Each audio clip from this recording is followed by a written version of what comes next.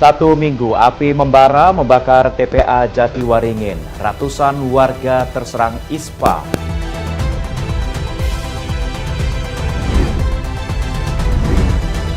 Presiden Republik Indonesia Prabowo Subianto menyambut kedatangan Perdana Menteri Singapura Lawrence Wong di Istana Merdeka, Jakarta.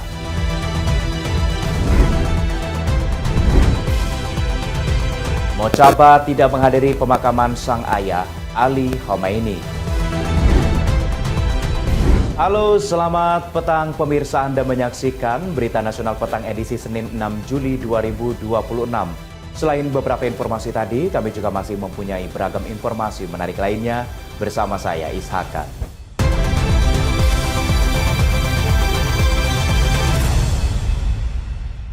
Informasi pertama pemirsa, hari ini telah satu minggu api membara membakar tempat pemrosesan akhir atau TPA Jatiwaringin di Kecamatan Mau, Kabupaten Tangerang, Banten. Area kebakaran sebelumnya mencapai 15 hektar, kini tinggal 3,6% dari total area yang terbakar.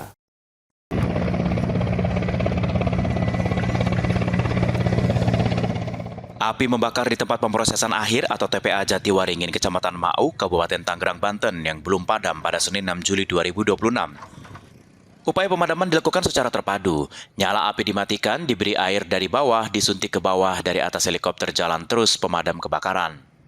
Data dari Kementerian Lingkungan Hidup pada Minggu 5 Juli 2026 mengungkapkan luas area kebakaran di TPA Jatiwaringin sebelumnya mencapai 15 hektar, kini tinggal 3,6% dari total area yang terbakar. Penanganan kebakaran dilakukan secara terpadu melibatkan berbagai instansi, mulai dari pemadam kebakaran, Badan Nasional Penanggulangan Bencana, Kementerian Kehutanan, Kementerian Kesehatan, dan pemerintah daerah setempat. BNPB menyiapkan teknologi modifikasi cuaca untuk mempercepat proses pemadaman. Operasi teknologi modifikasi cuaca di area TPA Jatiwaringin, Mau, Kabupaten Tangerang, Banten, belum bisa dilakukan pada Minggu siang 5 Juli 2026. Hal ini dikarenakan terkendala cuaca dan awan. Bupati Kabupaten Tangerang, Maisyal Rashid mengatakan untuk membuat hujan buatan atau modifikasi cuaca belum bisa dilakukan karena awan tidak mendukung. Maisyal Rashid meminta doa kepada seluruh masyarakat agar bencana kebakaran ini cepat selesai. Dalam penanganannya, kebakaran TPA Jatiwaringin tidak bisa dilakukan secara cepat lantaran karakteristik kondisi kedaruratan seperti kebakaran lahan gambut sebab titik-titik api berada di permukaan paling dalam hingga prosesnya harus dilakukan secara maksimal. Dan tentunya nanti mudah-mudahan cepat selesai juga, cepat teratasi. Setelah teratasi pastinya kita sudah juga memprogramkan untuk mitigasinya, pencegahannya. Jadi pagi, siang, sore akan kita siram terus walaupun tidak ada api, tidak ada asap, kita siram terus. Juga ada upaya-upaya racun apa tadi? Racun api. Racun api juga sudah dipasang juga, sudah digunakan juga oleh kita.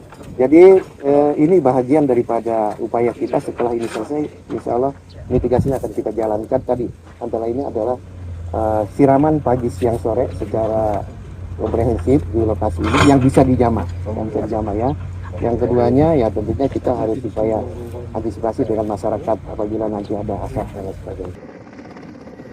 Kementerian Lingkungan Hidup bersama dengan lembaga terkait akan mengupayakan rekayasa cuaca agar bisa mempercepat penanganan pemadaman kebakaran di TPA Jatiwaringin. Dari Tangerang, Banten, Mujib Latumairisa, Berita Nasional TV.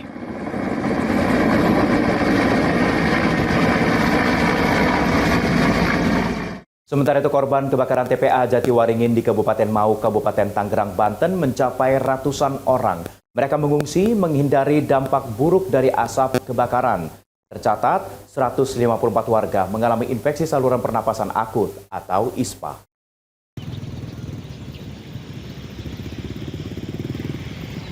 Korban kebakaran melanda TPA Jatiwaringin di Kabupaten Mau, Kabupaten Tangerang, Banten mencapai ratusan jiwa. Berdasarkan data Informasi dan Komunikasi Kebencanaan Badan Nasional Penanggulangan Bencana atau BNPB, pada Minggu 5 Juli 2026, sebanyak 231 orang mengungsi akibat kebakaran. Ratusan warga mengungsi menghindari dampak buruk dari asap kebakaran. Mereka yang mengungsi yaitu 60 anak-anak, 7 lansia, 1 ibu hamil, 137 dewasa, 26 balita, dan 1 penyandang disabilitas. Pemerintah memberi bantuan logistik berupa kasur untuk pengungsi dan tim layanan kesehatan yang berjaga 24 jam. Data dari Badan Nasional Penanggulangan Bencana, 15 hektar luas TPA Jatiwaringin mengalami kebakaran. Sebesar 40% dari luas itu sudah dipadamkan dan dilakukan pendinginan. Upaya pemadaman dilakukan melalui jalur darat maupun jalur udara. Sebelumnya kebakaran terjadi di TPA Jatiwaringin di Kabupaten Tangerang sejak Selasa 30 Juni 2026. Kementerian Lingkungan Hidup menduga kebakaran dipicu kondisi cuaca panas menyebabkan munculnya titik api di timbunan sampah dan kemudian menjalar. Namun, dugaan pasti penyebab kebakaran masih diselidiki. Dinas Kesehatan Kabupaten Tangerang mencatat 154 warga mengalami infeksi saluran pernafasan akut (ISPA) akibat paparan asap kebakaran TPA Jatiwaringin. Pemerintah pusat turun tangan menangani para masyarakat terdampak kebakaran. Tim Liputan, Berita Nasional TV. Kita beralih ke informasi lain, pemirsa. Erupsi Gunung Anak Rakatau di perairan Selat Sunda memicu rasa khawatiran masyarakat pesisir, khususnya para nelayan tradisional di Kecamatan Labuan, Kabupaten Pandeglang, Banten. Meski dihantui kecemasan, para nelayan memilih nekat melaut demi bisa memenuhi kebutuhan keluarga. Aktivitas para nelayan di kawasan pesisir Kecamatan Labuan, Kabupaten Pandeglang, Banten berlangsung seperti biasa pada Minggu 5 Juli 2026. Sejumlah nelayan sejak pagi hari bersiap membawa perahu, menjaring ikan menuju perairan lepas Selat Sunda, padahal Gunung Anak Rakatau menunjukkan aktivitas erupsi vulkanik. Sebelumnya pada Jumat 3 Juli 2026, Badan Geologi menaikkan tingkat aktivitas vulkanik Gunung Anak Rakatau menjadi level 3 atau siaga. Hal ini menyusul peningkatan gempa tremor serta erupsi memuntahkan abu coklat setinggi 200 meter ke udara. Kondisi ini membuat nelayan khawatir, namun karena hasil tangkapan ikan menjadi satu-satunya sumber utama penghasilan, para nelayan memilih berpasrah pada alam. Guna menjaga keselamatan, para nelayan memastikan tidak mendekati zona bahaya kawasan Gunung Anak Rakatau, serta selalu memantau informasi cuaca dari pihak berwenang. Para nelayan mengaku sudah terbiasa dengan kondisi fluktuasi Gunung Anak Rakatau yang kerap erupsi. Mereka berharap kondisi segera membaik agar bisa mencari nafkah dengan tenang tanpa dihantui rasa takut. Cuaca sekarang emang udah musim ketiga, kalau udah timuran, tapi dengan sekarang kondisinya Anak Rakatau lagi erupsi. Erupsi meluap-meluap, lagi masih erupsi lagi, bahkan nambah besar. Merasa khawatir enggak sih Mas sebagai nelayan? Khawatir, cuman gimana lagi masih cari buat ini aja nasi, buat makan nasi. Oh gitu ya? Jadi, Meski aktivitas melaut tetap berjalan normal, pihak Syah Bandar dan KP Tri Lokal memperketat pengawasan jalur keluar masuk perahu. Nelayan dihimbau selalu membawa alat keselamatan berupa pelampung guna mengantisipasi gejala alam susulan yang bisa terjadi sewaktu-waktu. Dari Pandeglang, Banten, Firman Arif, Berita Nasional TV. Sementara itu, kebakaran melanda kawasan permukiman padat di dekat TPU Kemanggisan Pulo, Jakarta Barat. Kebakaran ini menelan korban jiwa, seorang lansia berusia 81 tahun yang diduga asal api akibat dari konsleting listrik. Nyala api cepat membesar dan menghanguskan 6 rumah warga. Kebakaran melanda kawasan pemukiman padat penduduk di dekat TPU Kemanggisan Pulo, Jakarta Barat pada Minggu malam 5 Juli 2026. Seorang lansia, kakek bernama Suratman berusia 81 tahun ditemukan meninggal dunia dalam kebakaran ini. Rumah tinggalnya terbakar, korban diduga tak sempat menyelamatkan diri saat api membesar. Api pertama kali terlihat muncul dari salah satu rumah warga, kemudian dengan cepat merambat ke bangunan lain yang lokasinya berdempetan. Kondisi rumah berjarak sangat rapat membuat si jago merah semakin membesar dan sulit dikendalikan. Menurut warga, api diduga bermula dari korsleting listrik pada salah satu rumah. Awalnya, kobaran api terlihat dari bagian atap kemudian membesar dan melalap bangunan di sekitarnya. 6 rumah warga terbakar dalam insiden ini. kebakaran listrik kayaknya bang. Listrik konsletingnya bang ya? Konsleting kayaknya. Ini rumah apa sih bang yang kebakar bang? Rumah warga bang. Berapa rumah nih? Waduh, kayaknya udah hampir banyak dah nih bang. Kira-kira 5 kali ya, 5-6 lebih dah kayaknya dah bang. Iya. kejadian jam berapa bang tadi bang? Tadi bang, habis maghrib bang. Jam maghrib ya? Iya. Langsung cepat ya damkar Langsung deh amanin dia. Api berawal dari mana bang? Tadi titik mana bang? Dari rumah sini nih bang kayaknya. Atapnya dulu? Iya. Pada Senin 6 Juli 2026, api berhasil dipadamkan. Dalam proses penanganan, Sudin Gulkarmat Jakarta Barat mengerahkan total 20 unit mobil pemadam beserta sekitar 100 personil gabungan. Rinciannya, 5 unit dikerahkan pada tahap awal, kemudian ditambahkan 15 unit pada tahap kedua untuk mempercepat proses pemadaman. Tim Liputan Berita Nasional TV. Kami akan mengajak Anda memantau kondisi arus lalu lintas terkini akan disampaikan oleh NTMC Korlantas Polri. Selamat sore pemirsa, kami melaporkan situasi lalu lintas secara langsung dari Traffic Light Pasar Rebo, Jakarta Timur, di mana dapat kita lihat bersama lalu lintas dari arah Cililitan maupun dari arah Kramat Jati yang akan menuju ke arah Pasar Rebo maupun yang akan mengarah ke Cijantung saat ini dalam situasi ramai, lancar, dan perlambatan kecepatan kendaraan hanya menjelang traffic light sepanjang 50 meter selepasnya dalam situasi ramai lancar menuju ke arah Cijantung maupun yang akan mengarah ke Cibinong dan Depok. Untuk lalu lintas dari arah Cililitan yang akan menuju ke arah Kampung Rambutan dalam situasi ramai dan tersendat. Antrian kendaraan di belakang traffic light sepanjang 100 meter dan selepasnya dalam situasi ramai lancar menuju ke arah Kampung Rambutan. Dan arus kendaraan dari arah Kampung Rambutan yang akan menuju ke arah Pasar Rebo dalam situasi ramai dan tersendat sudah terlihat adanya peningkatan volume kendaraan. Antrian panjang kendaraan di belakang traffic light sepanjang 150 meter dan selepasnya masih mengalami perlambatan kecepatan lalu lintas didominasi oleh kendaraan roda 2. Diimbau untuk para pengendara untuk tetap menjaga batas aman kecepatan kendaraan Anda dan saling menghormati sesama pengguna jalan. Selanjutnya untuk lalu lintas dari arah Pasar Rebo yang akan mengarah ke TB Simatupang maupun yang akan mengarah ke Lebak Bulus sudah terlihat adanya peningkatan volume kendaraan pada jam pulang perkantoran sore hari dan lalu lintas dari arah Ragunan yang akan menuju ke arah Kampung Rambutan dalam situasi ramai cenderung tersendat. Arus kendaraan dari arah Pasar Rebo yang akan mengarah ke Cililitan dalam situasi ramai dan tersendat pada sore hari ini. Begitu juga untuk lalu lintas dari arah Cijantung yang akan mengarah ke Condet Raya dalam situasi ramai dan tersendat. Diimbau untuk para pengendara untuk selalu tertib dalam berlalu lintas, juga ikuti arahan dari petugas kami yang berada di lapangan. Dan untuk informasi selengkapnya Anda dapat menghubungi call center kami di 1500669, stop pelanggaran, stop kecelakaan, keselamatan untuk kemanusiaan, dan salam presisi. Presiden Republik Indonesia Prabowo Subianto menyambut Perdana Menteri Singapura di Istana Merdeka, Jakarta. Informasinya akan kami hadirkan usai jeda.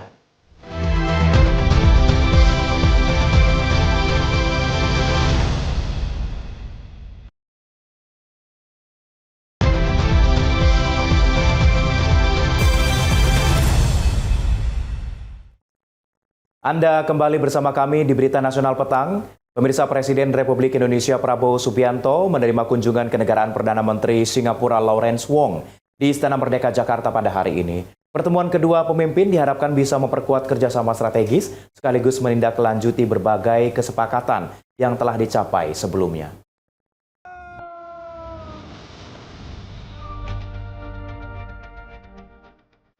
Presiden Republik Indonesia Prabowo Subianto menerima kunjungan kenegaraan Perdana Menteri Singapura Lawrence Wong di Istana Merdeka, Jakarta pada Senin pagi 6 Juli 2026. Lawrence Wong tiba sekitar pukul 11 siang dan langsung disambut Presiden Prabowo di pelataran Istana Merdeka, Jakarta. Setelah prosesi penyambutan, kedua pemimpin mengikuti upacara kenegaraan yang diawali dengan lagu kebangsaan masing-masing negara.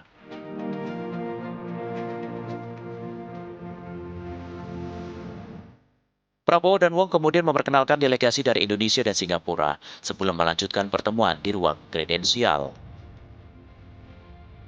Menurut kantor Perdana Menteri Singapura, pertemuan ini membahas perkembangan terbaru proyek-proyek bilateral yang telah dijalankan sejak Leaders Retreat pada Juni 2025. Kedua negara juga menjajaki langkah memperkuat kolaborasi berbagai bidang yang saling menguntungkan, serta bertukar pandangan mengenai perkembangan regional dan global.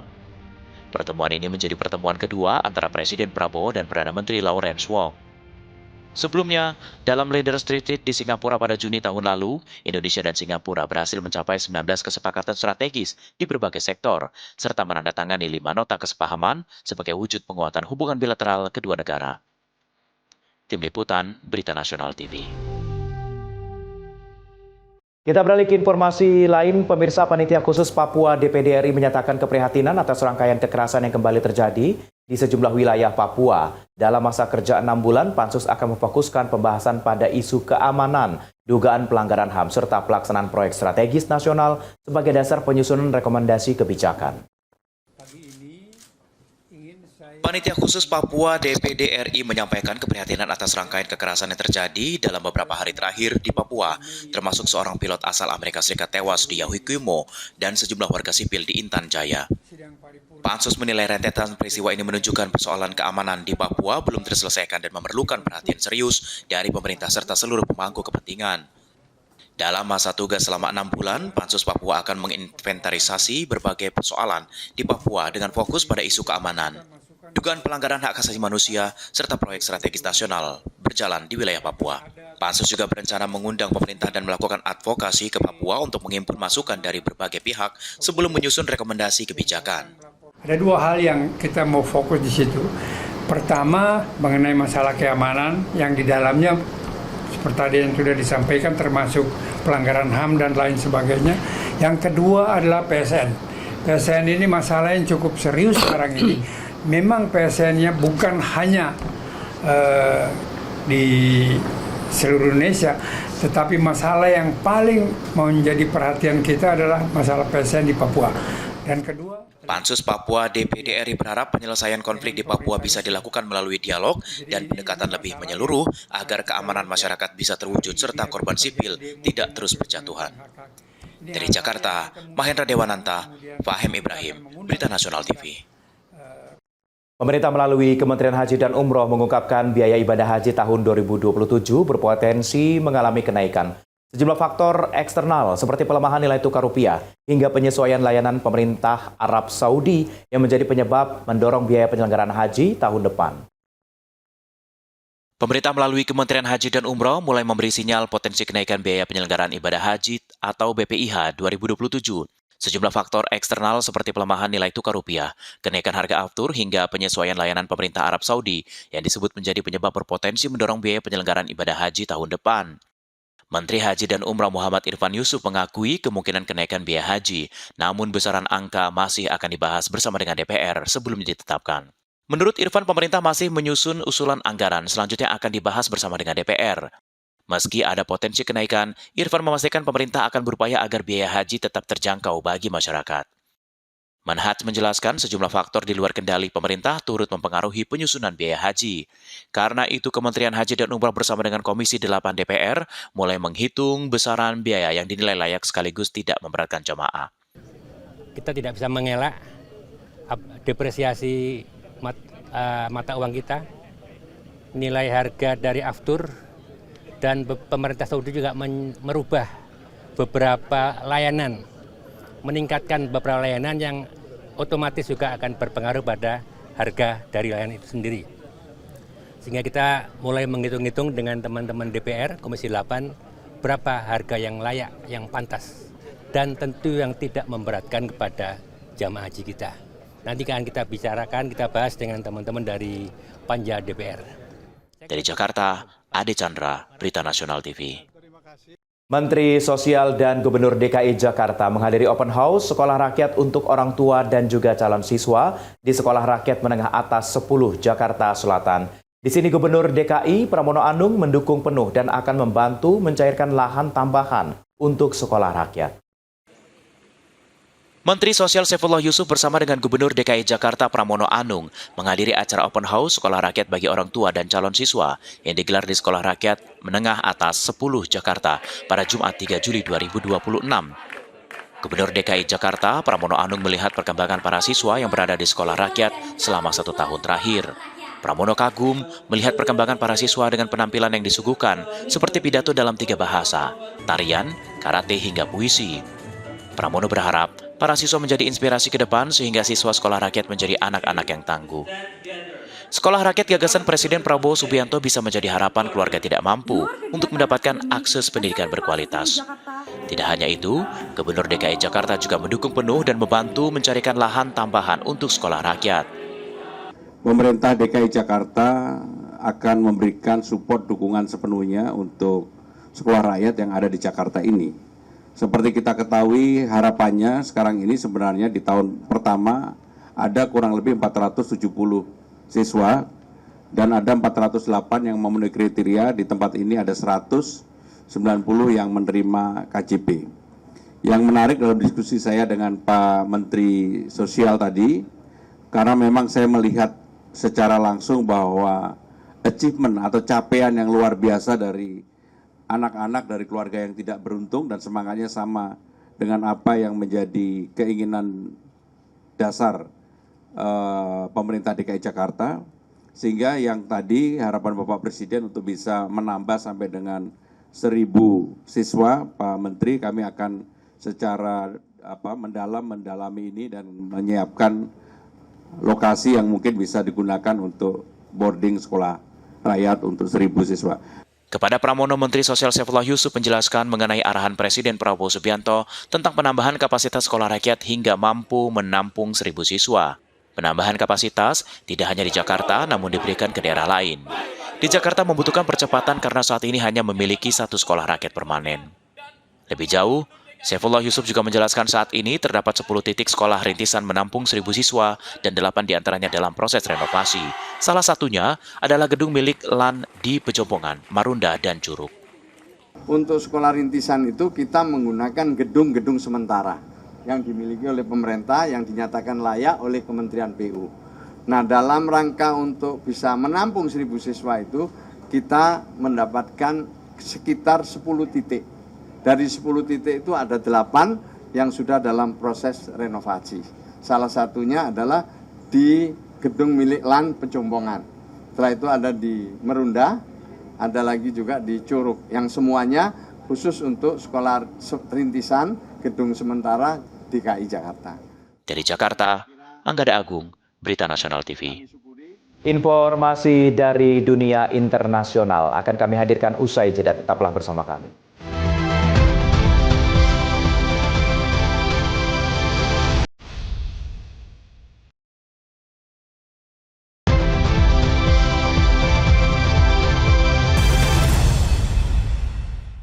Anda kembali bersama kami di Berita Nasional Petang. Pemirsa, pemimpin tertinggi Iran Mojtaba Khomeini tidak menghadiri pemakaman ayahnya Ali Khomeini. Keamanan Iran melarang kehadirannya karena khawatir Israel memanfaatkan prosesi pemakaman untuk melacak atau menyerangnya.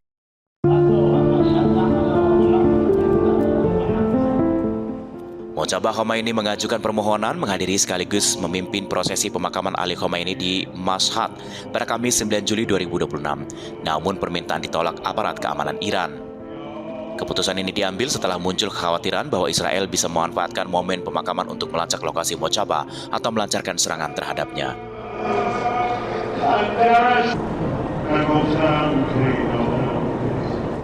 Mojtaba belum pernah terlihat di hadapan publik sejak mengalami luka dalam serangan udara gabungan Israel dan Amerika Serikat pada Sabtu 28 Februari 2026 yang juga menewaskan ayahnya Ali Khomeini. Kekhawatiran ini menguat setelah Menteri Pertahanan Israel Katz menyatakan Mojtaba ditandai sebagai target militer pada Rabu 1 Juli 2026. Menteri Luar Negeri Iran Abbas Araghchi menegaskan Teheran akan memberikan respon tegas terhadap setiap ancaman kepada rakyat maupun kepemimpinan Iran. Menjelang pemakaman, pengamanan diperketat di berbagai wilayah. Otoritas penerbangan sipil Iran membatasi sementara ruang udara di sejumlah kota, termasuk Teheran dan Mashhad. Prosesi pemakaman Ali Khomeini dimulai pada Sabtu 4 Juli 2026 di Teheran dan dijadwalkan selama sepekan. Jutaan pelayat memadati kompleks Imam Khomeini Grand Mushola memberikan penghormatan terakhir. Jenazah Ali Khomeini dijadwalkan dibawa ke Qom, Najaf, dan Karbala sebelum dimakamkan di Mashhad pada Kamis 9 Juli 2026. Di tengah suasana berkabung, absennya Mojtaba dari ruang publik memicu spekulasi mengenai stabilitas kepemimpinannya. Sejumlah pejabat Iran menyebut penunjukan pejabat senior setelah rangkaian pemakaman selesai akan menjadi penentu arah politik pemerintahan Mojtaba Khomeini ke depan. Ya, Donald Trump kembali melontarkan pernyataan kontroversial mengenai Iran di tengah prosesi pemakaman Ayatullah Ali Khomeini. Trump mengklaim Amerika sebenarnya mampu menargetkan seluruh pemimpin Iran, namun memilih tidak melakukan. Presiden Amerika Serikat Donald Trump menyatakan seluruh pemimpin Iran berkumpul dalam prosesi pemakaman Ali Khomeini dan disebut bisa menjadi target dalam satu serangan. Hal ini disampaikan Trump dalam wawancara dengan Axios pada Sabtu 4 Juli 2026 waktu setempat. Trump mengaku Washington memilih tidak melakukan langkah tersebut karena membutuhkan Iran untuk bernegosiasi.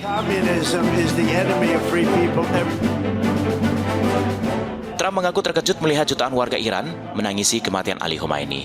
Trump mengira rakyat Iran membenci pemimpin tertinggi mereka. Menyebut tangisan para pelayat mungkin bukan tangisan yang tulus. Pernyataan ini mendapat tanggapan dari Kedutaan Besar Iran di Armenia. Pihak kedutaan menilai Trump tidak memahami perasaan rakyat Iran dan menyampaikan kritik keras terhadap ucapan Trump. Sementara itu proses pemakaman Ali Khomeini di Teheran dan dihadiri jutaan pelayat. Peti jenazah Ali Khomeini dipamerkan di ruang terbuka bersama dengan 4 peti anggota keluarganya yang turut meninggal dalam serangan pada akhir Februari 2026. Pemerintah Iran menjadwalkan serangkaian pemakaman selama 7 hari. Setelah dari Teheran, jenazah Ali Khomeini dibawa ke Qom, dilanjutkan ke Najaf dan Karbala di Irak sebelum dimakamkan di kota Mashhad pada Kamis 9 Juli 2026. Pemirsa, belasan tentara pemerintah Yaman tewas setelah kelompok Houthi ini melancarkan serangan mendadak di wilayah selatan Hodeidah. Serangan ini disebut sebagai salah satu paling mematikan dalam beberapa tahun terakhir saat meningkatnya konflik antara pasukan pemerintah dan Houthi untuk menguasai wilayah strategis di pesisir Laut Merah. Belasan tentara pemerintah Yaman tewas setelah kelompok Houthi melancarkan serangan mendadak terhadap posisi militer di wilayah selatan Hodeidah pada Jumat dan Sabtu 3-4 Juli 2026 waktu setempat.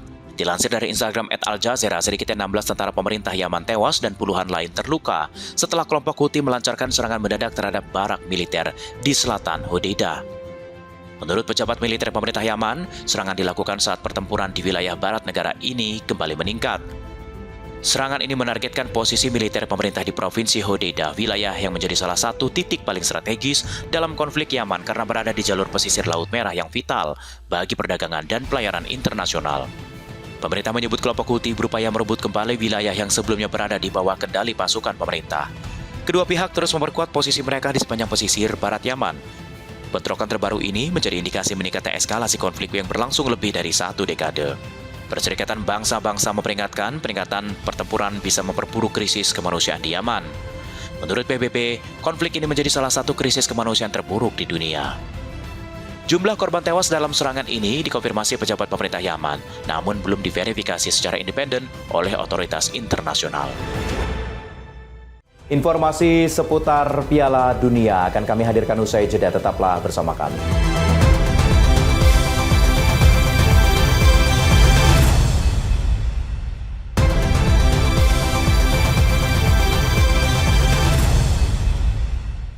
Terima kasih Anda masih bersama kami di Berita Nasional Petang. Pemirsa, Piala Dunia 2026 hingga kini masih berlangsung. Kami akan mengupdate informasi seputar Piala Dunia 2026 dalam segmen Piala Dunia berikut ini.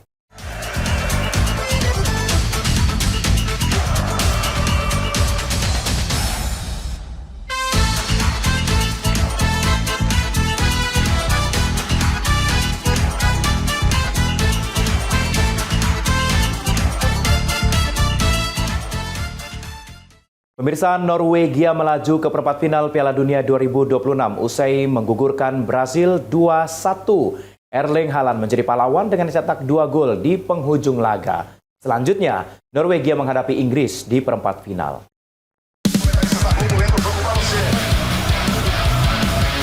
Erling Haaland membawa timnas Norwegia lolos perempat final Piala Dunia 2026 usai membobol 2 gol ke gawang Brasil di Stadion New York, New Jersey, Amerika Serikat pada Senin dini hari 6 Juli 2026 waktu Indonesia.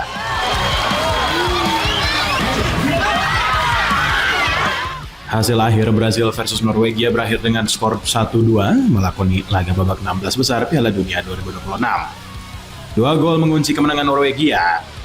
Setelah mengakhiri babak pertama tanpa gol, timnas Norwegia berhasil mencuri keunggulan lebih dulu atas Brasil, sang juara dunia 5 kali pada menit ke-79. Timnas Brasil hanya bisa mencetak 1 gol melalui penalti Neymar di menit ke-90+10.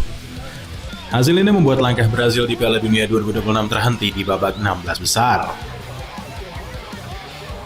Setelah Norwegia lolos perempat final Piala Dunia 2026, Haaland dan kawan-kawan akan menghadapi Inggris. Timnas Inggris menang dramatis atas timnas Meksiko pada duel sengit babak 16 besar Piala Dunia 2026 di Stadion Azteca pada Senin pagi 6 Juli 2026 waktu Indonesia. Inggris menyudahi laga dengan 10 pemain. Tim Tiga Singa menang 3-2. Jude Bellingham jadi pahlawan Inggris berkat 2 golnya di babak pertama. Harry Kane menambah gol Inggris di babak kedua. Inggris kehilangan Gerald Kwanzaa di awal babak kedua karena kartu merah. 2 gol Meksiko dibuat Julian Quinones dan Raul Jimenez.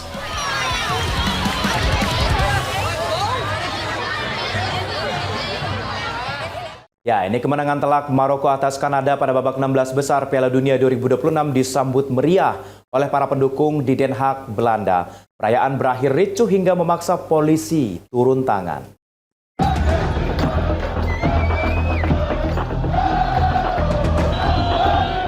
Ribuan pendukung Maroko memadati jalanan kawasan Schilderswijk, Den Haag usai tim kebanggaan mereka menundukkan Kanada 3 gol tanpa balas pada Minggu 5 Juli 2026 waktu Indonesia. Suasana penuh euforia diwarnai nyanyian, tabuhan drum, dan atraksi Viking Clap. Sejumlah supporter menyalakan suar dan petasan di tengah jalan.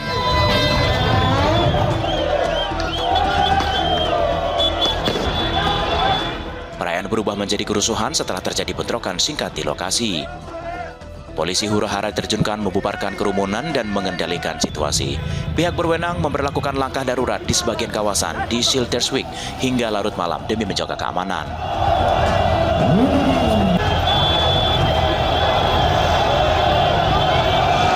Sebelumnya polisi Belanda menangkap 13 orang setelah kerusuhan serupa terjadi usai Maroko mengalahkan Belanda pada akhir Juni 2026. Di tengah insiden ini, Maroko berhasil memastikan tempat di babak perempat final Piala Dunia 2026. Azizin Onahi menyumbang 2 gol, sedangkan Sofian Rahmi menambahkan 1 gol mengantarkan Atlas Lions menantang Prancis di 8 besar.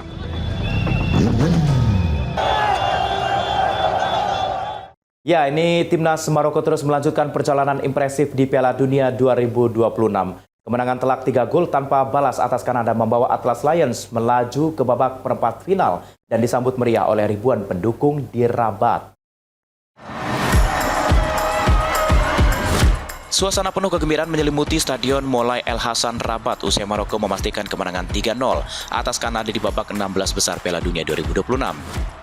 Selepas peluit panjang berbunyi, ribuan pendukung dari berbagai usia tumpah ke jalan merayakan keberhasilan Atlas Lions menembus 8 besar. Para supporter menyebut kemenangan ini sesuai dengan harapan mereka. Maroko dinilai mampu memanfaatkan setiap peluang menjadi gol dan tampil dominan sepanjang pertandingan. Azizin Onahi menjadi bintang lapangan dengan menyumbang 2 gol. Sebelumnya Sofian Rahimi menutup kemenangan lewat 1 gol. Hasil ini mengantarkan Maroko ke babak perempat final menghadapi Prancis. Sebelumnya lolos mengalahkan Paraguay 1 gol tanpa balas. Penampilan gemilang Atlas Lions kembali membangkitkan harapan publik Maroko mengukir sejarah baru di Piala Dunia 2026.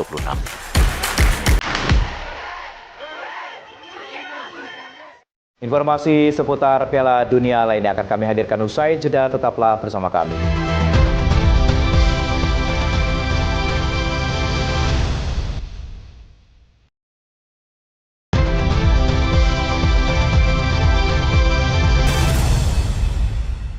Anda kembali bersama kami di Berita Nasional Petang. Pemirsa, kemeriahan Piala Dunia 2026 tak hanya dirasakan para supporter. Di Mexico City, sejumlah anggota kepolisian meramaikan suasana dengan bermain sepak bola bersama warga dan juga wisatawan. Sejumlah personel kepolisian Mexico City bermain sepak bola bersama warga dan pengunjung di kawasan Glorieta de los Insurgentes. Lokasi dijuluki World Cup Roundabout menjadi salah satu dari 50 titik kumpul disediakan pemerintah kota menyambut Piala Dunia 2026. Melalui pertandingan persahabatan ini, kepolisian berharap bisa membangun hubungan lebih dekat dengan masyarakat dalam suasana akrab dan menyenangkan. Seorang peserta, Carmen Islas, menyambut positif kegiatan ini. Meski memiliki disabilitas, ia tetap bermain sebagai penjaga gawang memberikan contoh kepada anaknya tentang pentingnya berolahraga.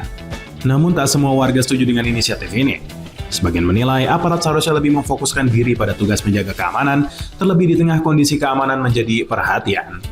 Meksiko menjadi salah satu tuan rumah Piala Dunia 2026 bersama Amerika Serikat dan Kanada.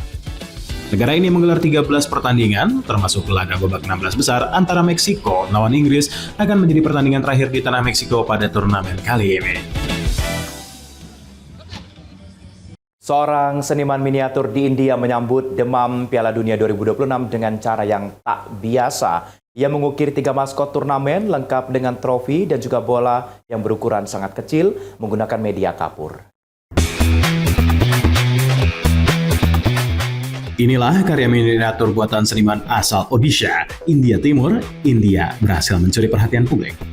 Dengan telaten, Reddy memahat dan mewarnai potongan kapur menjadi 3 maskot Piala Dunia FIFA 2026 disertai miniatur trofi. Menurutnya, karya ini dibuat untuk merayakan semangat persatuan 3 negara tuan rumah, yaitu Meksiko, Amerika Serikat, dan Kanada. Seluruh miniatur dibuat dari kapur. Trofinya hanya berukuran 1 cm, bolanya sekitar setengah milimeter, sedangkan masing-masing maskot memiliki tinggi 3 cm.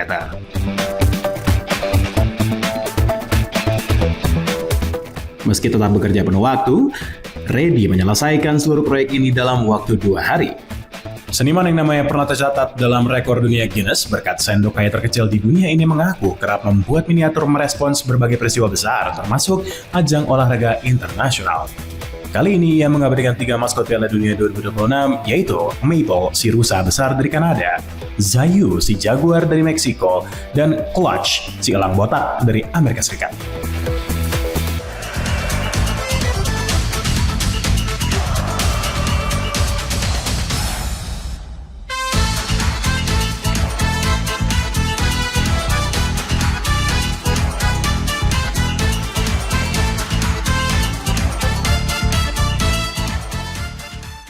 Ya pemirsa, sejarah Iran ini bukanlah kisah yang lahir dalam semalam. Negara ini memiliki perjalanan yang panjang lebih dari 2.500 tahun.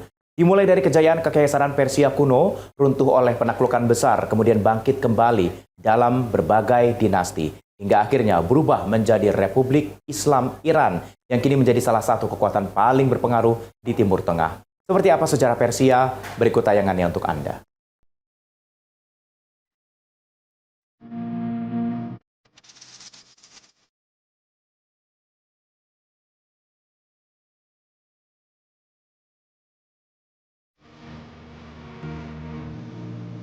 Sejarah Persia modern berakar pada Kekaisaran Achaemenid, didirikan pada tahun 550 sebelum Masehi oleh Cyrus the Great.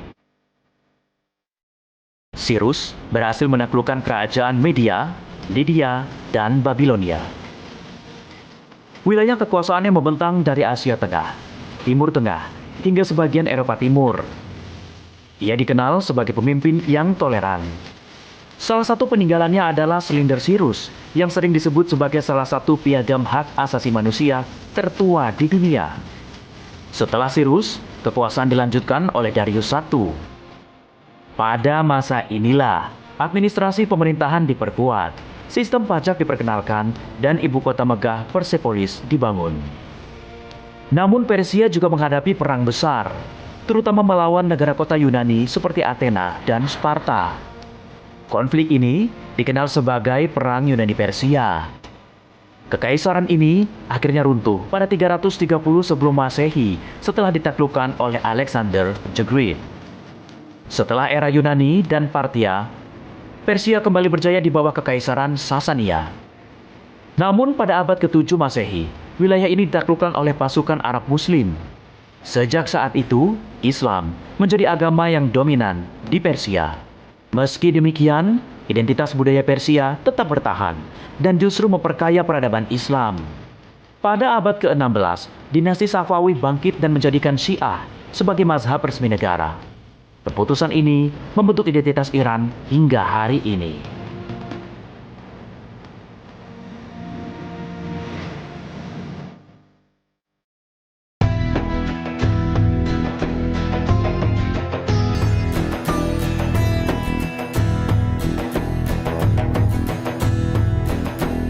Pada tahun 1935, di bawah kepemimpinan Reza Shah Pahlavi, nama Persia secara resmi diubah menjadi Iran. Dinasti Pahlavi membawa modernisasi, namun juga menuai kritik karena pemerintahan yang otoriter dan kedekatan dengan Barat. Hingga puncaknya terjadi pada tahun 1979, ketika revolusi Islam menggulingkan Shah dan melahirkan Republik Islam Iran di bawah pimpinan Ruhollah Khomeini. Sejak saat itu, Iran menjadi negara dengan sistem teokrasi, di mana pemimpin tertinggi memiliki kewenangan besar dalam politik dan militer. Tak lama setelah revolusi, Iran menghadapi perang Iran-Irak pada tahun 1980 hingga 1988. Perang ini menewaskan ratusan ribu orang dan membentuk doktrin pertahanan modern Iran. Iran kemudian memperkuat militernya, termasuk melalui Islamic Revolutionary Guard Corps atau IRGC. sebuah pasukan elit yang memiliki pengaruh besar dalam keamanan dan politik. Bahkan, Iran juga mengembangkan program rudal balistik dan teknologi nuklir. Meski Iran menyatakan program nuklirnya untuk tujuan damai, sejumlah negara barat menyatakan kekhawatiran terhadap potensi militer.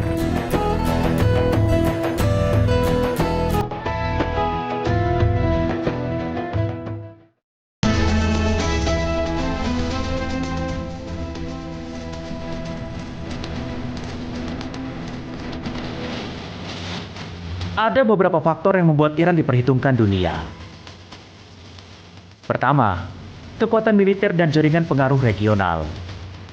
Iran memiliki hubungan strategis dengan sekelompok di Lebanon, Suriah, Irak, dan Yaman.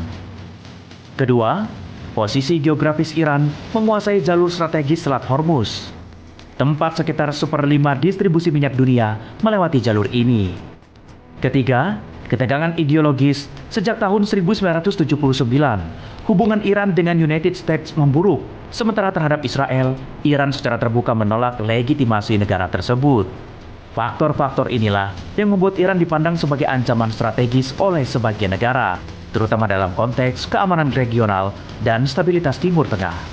Dari kejayaan Sirus Agung hingga Republik Islam hari ini, Iran adalah kelanjutan dari sejarah panjang Persia. Sebuah bangsa dengan peradaban tua, pengalaman perang yang membentuk karakter nasional, dan ambisi geopolitik yang menjadikan aktor utama kawasan. Sejarah Persia bukanlah sekedar masa lalu, melainkan fondasi kekuatan Iran modern.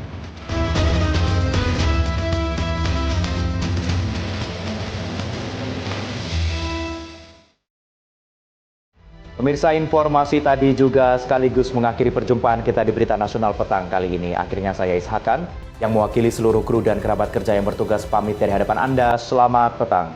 Sampai jumpa.